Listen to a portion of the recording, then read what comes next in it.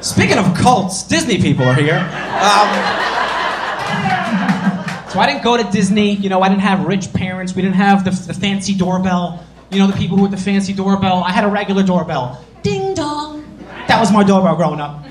You go to a rich Disney person's house, that's not ding dong, it's ding dong, ding dong. Ding dong, ding dong. Always the same fucking dog. Geppetto, get down! Ding dong, ding dong. I don't have this shit, okay? I don't have special Disney plates and forks. All their kids had special cutlery and a child's table with Mickey's face. I had the same fork my dad was just scratching his cock with. There was nothing special in my house for the kids. It was just like, you have what we have, you know what I mean? Like,